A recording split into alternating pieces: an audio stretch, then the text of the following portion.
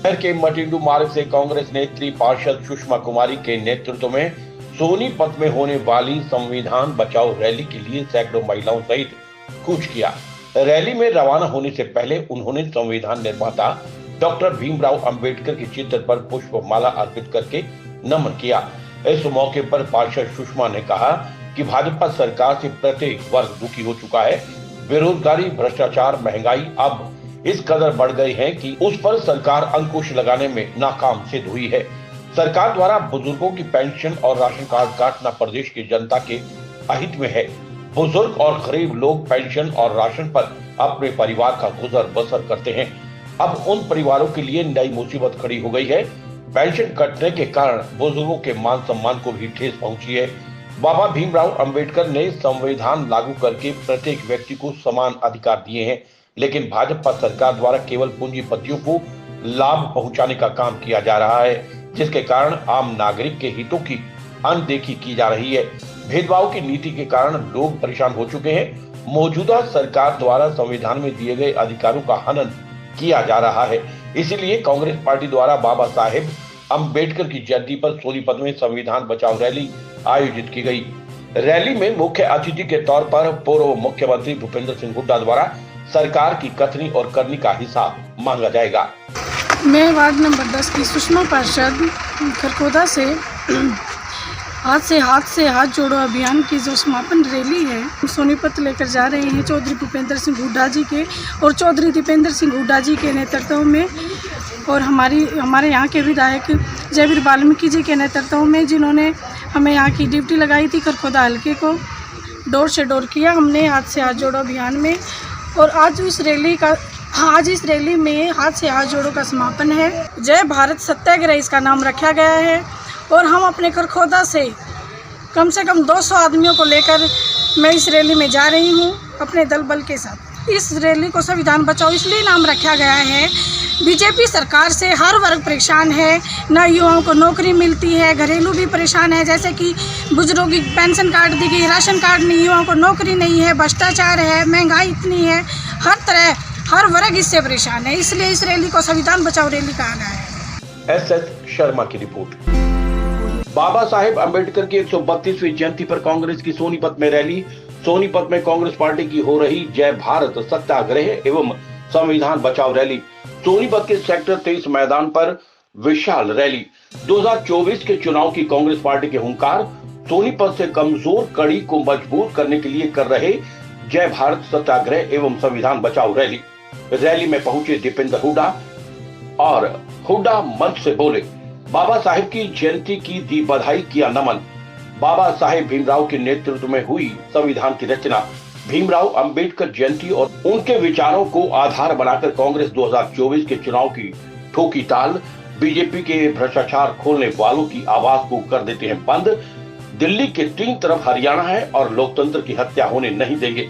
खट्टर सरकार के 9 साल से छिक चुके हैं लोग। हरियाणा का भट्टा बिठा दिया। अपराध में मर्डर रेट 2, दलितों में अपराध में नंबर 1, बेरोजगारी में नंबर 1 है हरियाणा। बीजेपी कार्यकाल के कार्यों को अपने कार्यों के विकास कार्यों से की तुलना। दीपेंद्र हुड्डा ने कहा, खिलाड़ियों का अपमान देश का अपमान है, जंतर मंतर पर धरना देने को मजबूर। बीजेपी ने देश में बेरोजगारी, अपराध दर और सबसे ज्यादा भ्रष्टाचार दिया है। चुनाव होते ही दोनों बन गए यार। सरकार बनी तो सफाई कर्मचारियों को पक्का किया जाएगा। आप सबको बधाई देना चाहता हूं कि आज बाबा साहब की जयंती के उपलक्ष्य में 14 अप्रैल ऐसा समय जब गर्मी का प्यारा 42 पार और खेत में काम कटाई नामनी में शक्ति सिंह जी को बताना चाहता हूं, ये हमारे हरियाणा में किसान मजदूर के काम करने का, पीक काम करने का समय है। ऐसे समय में आपने आज इतनी हजारों लाखों की संख्या में यहाँ आके जो हमें आशीर्वाद दिया, जो हमारा हौसला बढ़ाया है, ये आशीर्वाद रंग लेके आएगा, हरियाणा में बदलाव लेके आएगा। मैं आज आपके बीच में कहना चाहता हूँ, बीजेपी का नारा, दूसरा नारा भी क्या था? लोग कहते हैं कि भाई बीजेपी पार्टी खत्म हो गई, इनका जिक्र करने की जरूरत नहीं, लेकिन मैं क्यों जिक्र करता हूँ? राजनीति में ऐसी अनैतिकता, ऐसा विश्वासघात जो अपने मतदाता और हरियाणा के लोगों के साथ किया, ये मिसाल बननी चाहिए ताकि आने वाले समय में कोई ऐसा धोखा देने का और विश्वासघात करने का कोई इस तरह का कोई कदम उठाने की सोच भी ना पाए। इसीलिए मैं जिक्र करता हूँ, जेजेपी का नारा था, आपको याद होगा इलेक्शन में बीजेपी का नारा था 75 पार, और जेजेपी कहती थी बीजेपी को करो जमुना पार। यही बात थी ना, एक कहता था 75 पार, दूसरा कहता था जमुना पार। नतीजा इलेक्शन का आते ही दोनों बन गए जमा पक्के यार, और हरियाणा बना दी भ्रष्ट सरकार। भ्रष्टाचार के आधार पे, लूट की छूट पे, और ये हम नहीं कह रहे, बीजेपी और जेजेपी के विधायक और सांसद कह रहे हैं। आज कितनी खुली भ्रष्टाचार और लूट का तांडव हरियाणा में चल रहा है। एक विधायक है दादा गौतम नारनौन से, आपने सुना होगा। मैं पूछना चाहता हूं, जब दादा गौतम का बयान आया सरकार बनने कुछ महीने के बाद कि 1 लाख खोकर सारा जीवन लग रहा है, तो वो कौन सा खोकर था और क्या जीना जीन रहा है? आपको पता है कौन सा खोकर था, क्या जीने लग रहा है? सांसद रोहतक के डॉक्टर अरविंद शर्मा कह रहे हैं, एक पूर्व मंत्री है, 300 करोड़ का अमृत घोटाले में सब कुछ डकार गए, एक पूर्व मंत्री है। क्या क्या बताएं, किस किस की बताएं? सारे घाव लिए आप बैठे हो। मैं आपसे पूछना चाहता हूं, ऐसी सरकार जिसने भ्रष्टाचार, बेरोजगारी, महंगाई, और एक काम और किया इस सरकार ने, मैं आखिरी बात करके अपनी बात समाप्त करता हूं। इस सरकार ने अगर ये काम ना भी करते, मैं आपका बेटा होने के नाते कहना चाहता हूं, मैं हरियाणा का एक नौजवान होने के नाते कहना चाहता हूं, राजनीति की तरह नहीं, अगर ये काम ना भी करते तो भी हम काम चला लेते। बहुत सहनशीलता है हमारे दिलों में, मगर इन्होंने तो केवल आपका अपमान करने का काम किया, हर वर्ग को अपमानित करने का काम किया, हर वर्ग को सड़क पे आना पड़ा, और इनके घमंड के आगे हर वर्ग को इन्होंने प्रताड़ित करने का काम किया। ग्रामीण चौकीदार, सफाई कर्मचारी आए अपने मानदेय के लिए करनाल में लाठीचार्ज, कर्मचारी आए ओल्ड पेंशन स्कीम के लिए पंचकुला में लाठीचार्ज, आंगनबाड़ी करनाल में गई अपनी मानदेय बढ़ाने के लिए, उन पे पानी की बौछार और लाठीचार्ज। छोटे छोटे बच्चे अपने स्कूलों के आगे धरनों पे बैठे, उनको इन्होंने अपशब्दों से उन बच्चों के धरनों का अपमानित करने का काम किया। नौजवान आए सड़क पे अग्निपथ योजना के खिलाफ। मैं सवाल पूछना चाहता हूं खट्टर साहब से, आप बताओ, कुछ काम तो गिनवाओ। हम विपक्ष में हैं, लेकिन हम आपकी कमी निकाल के नहीं, अपने और आपके कामों की तुलना करके लोगों के बीच में जा रहे हैं। हमारे समय 4 शहरों को मेट्रो से जोड़ने का काम हुआ, बहादुरगढ़, फरीदाबाद, गुड़गांव, बल्लभगढ़, और सोनीपत की मेट्रो की रूपरेखा तैयार की गई। 81 किलोमीटर मेट्रो हमारी सरकार में हरियाणा मिली। 9 साल में मैं पूछना चाहता हूं खट्टर सरकार से कि 9 साल में 1 भी इंच मेट्रो क्यों नहीं बनी? हमारे समय 3 रेल की लाइन, जिसमें एक जींद, गोहाना, सोनीपत की रेल की लाइन भी बिछी। बुलेट ट्रेन की बात करने वालों से मैं पूछना चाहता हूं, हमारे सरकार के समय 225 किलोमीटर की रेल की लाइन हरियाणा में बिछी। आपके समय 1 इंच की रेल की पटरी हरियाणा में क्यों नहीं बिछी? हमारे समय 4 बिजली पैदा करने के थर्मल के कारखाने और 1 परमाणु का बिजली का कारखाना लगभग 1 लाख करोड़ की लागत से लगाया गया। आपने इतना कर्जा ले लिया। मैं पूछना चाहता हूँ, 1 बिजली पैदा करने का कारखाना हरियाणा में क्यों नहीं लगा? अदानी समूह से आप बिजली ले रहे हो। हमारे समय 6 IMT औद्योगिक क्षेत्र, जिसमें खरखौदा की IMT भी शामिल है, 6 बड़े औद्योगिक क्षेत्र हरियाणा के अंदर लगे, इंडस्ट्रियल मॉडल टाउनशिप। मैं पूछना चाहता हूँ खट्टर साहब, मैं इस सरकार से पूछना चाहता हूँ कि एक भी नई फैक्ट्री या एक भी औद्योगिक क्षेत्र हरियाणा में क्यों नहीं लगा? हमारे समय में 12 यूनिवर्सिटी, 12 विश्वविद्यालय, जिसमें मैं धन्यवाद करना चाहता हूँ कि उत्तर भारत का बाबा साहब के नाम से एक अगर विश्वविद्यालय बना तो वो नेशनल लॉ यूनिवर्सिटी बाबा साहब भीमराव अम्बेडकर नेशनल यूनिवर्सिटी सोनीपत के अंदर कांग्रेस की सरकार में हुड्डा साहब के कलम से यहाँ पे बनी। 12 विश्वविद्यालय। मैं पूछना चाहता हूँ, आपके समय विश्वविद्यालय छोड़ो, एक कॉलेज, एक स्कूल हरियाणा के अंदर दिखाओ जो नया बना, हम चलने को तैयार हैं। इससे बड़ा देश के विरोध में कोई वक्तव्य नहीं हो सकता।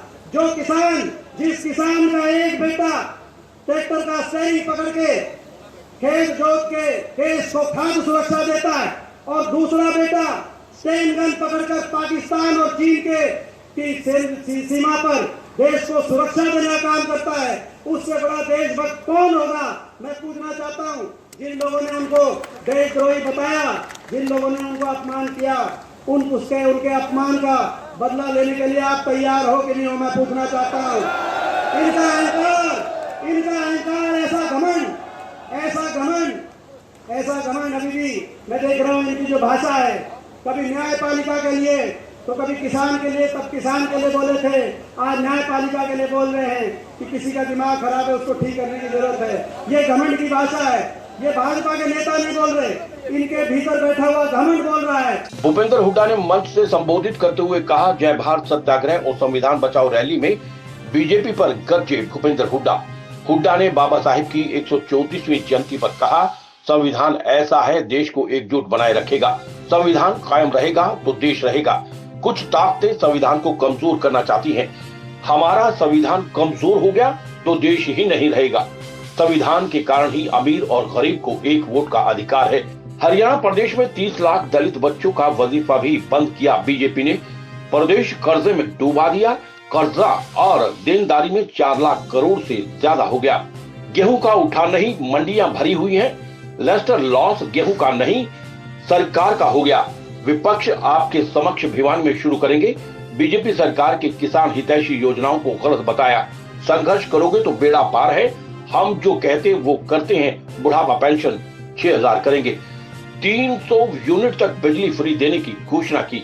तो आज ये जो हम जय भारत जो सत्याग्रह है और आज बाबा साहब अम्बेडकर की जो जयंती है, उस उपलक्ष्य में हम जब इकट्ठे हुए हैं, जो जनसमूह मेरे सामने आया है, सामने बैठे हैं, मैं उन सबको हार्दिक बधाई देता हूं। इतनी गर्मी फसल के समय में और इस समय यहाँ इतनी हाजिरी होना कोई ये दर्शाता है कि लोग फैसला कर चुके हैं। अब इंतजार चुनाव का है। आज हम सब यहाँ बाबा साहब अम्बेडकर की जयंती है बैठे। बाबा साहब जैसे सुदेवान जी बता रहे थे, उनके पास 32 तो डिग्री थी और 9 भाषाओं में जाता थे। वो जो संविधान लिखा गया उसकी ड्राफ्टिंग कमेटी के अध्यक्ष थे। और संविधान कब लिखा, कैसे लिखा, क्यों लिखा, ये हमारे को सोच रहा है। इस संविधान को बनाने के लिए लोगों ने आज़ादी की लड़ाई लड़ी, हमारे बुजुर्गों ने, और बहुत सारे जो हमारे आज़ादी की लड़ाई जिन्होंने लड़ी, कुर्बानियां दी, उनके नाम और गांव पता है। लेकिन लाखों आदमी ऐसे भी हैं जिन्होंने अपनी जान कुर्बान कर दी देश के लिए, इन्होंने गांव और नाम नहीं पता हमारे को। उन लोगों की कुर्बानी याद करो, उनका क्या नतीजा निकला। देश आजाद हुआ और देश के प्रमुख जो स्वतंत्रता सेनानी थे, डॉक्टर राजेंद्र प्रसाद जो अध्यक्ष थे कॉन्स्टिट्यूशन असेंबली के, डॉक्टर बाबा साहब अम्बेडकर जो चेयरमैन थे, पंडित जवाहरलाल नेहरू, मौलाना आजाद, सरदार पटेल, कितने ही नाम ऐसे गिनो आप पूरे देश में। और भाई मेरे स्वर्गीय पिताजी, आपके बुजुर्ग रणवीर सिंह, ये संविधान सभा में बैठे और बड़े लंबे चौड़े बात करके पूरी दुनिया के संविधानों को देखकर ये संविधान तैयार किया। कह रहे 3 लाख करोड़, भाई इनको मैं बताना चाहता हूँ, कर्जा और देनदारी मिलाकर आज हरियाणा का 4 लाख करोड़ से ज्यादा हो गया है। किया क्या भाई? तो आज किसान का क्या हाल है हमारे प्रदेश में? अरे सरकार का क्या हाल है? स्कूल में जाओ तो मास्टर नहीं, अस्पताल में जाओ तो डॉक्टर नहीं, दफ्तर में जाओ तो कर्मचारी नहीं, जो हड़ताल में बैठे रहे। 2 लाख जगह खाली पड़ी है, बेरोजगारी नंबर 1 हो गया। कोई ऐसा एक नहीं। किसान में मंडियों में गया था, वहां देखा किसान और मजदूरों का क्या हाल था। अरे सरसों कहते हैं हम एमएसपी देते हैं, 5450 सरसों की एमएसपी, और बेच रहे हैं कितने बड़ा भाई किसान को 4600, 4700, 4800 प्रति क्विंटल। 1 क्विंटल पे 1200 रुपए का किसान का नुकसान। इसी प्रकार गेहूं का उठान नहीं, गेहूं का ट्रांसपोर्ट का टेंडर नहीं, मंडियां भरी पड़ी हैं। कोई कहते करेंगे जो है इसमें लश्कर लॉस हो गया। लश्कर लॉस क्या भाई, लश्कर लॉस गेहूं का नहीं हुआ है, लश्कर लॉस तो इस सरकार का हो गया, हरियाणा की सरकार को लश्कर लॉस हो गया। मंजूर है आपको? संघर्ष करोगे तो बेड़ा पार है भाई, फिर चिंता न करो। अब कहेंगे क्या, इनके मैनिफेस्टो देखो उठा के, एक ने कहा था 5100 रुपए देंगे बुढ़ाई पेंशन, वो तो काट दी। अरे हम जो कहते हैं वो करते हैं, हमारी सरकार आएगी तो 6000 देंगे और गरीब आदमी के लिए जो बिजली अब भी बढ़ा दिए, कल भी 53 पैसे बढ़ा दिए इन्होंने बिजली के, 200 यूनिट से फालतू जो इस्तेमाल करता है क्या पड़ेगा, समझे नहीं। अगला जो है पड़ाव अपना विपक्ष आपके समक्ष हम भिवानी में करेंगे भाई। आपके सब बहुत बहुत धन्यवाद। श्याम वशिष्ठ की रिपोर्ट।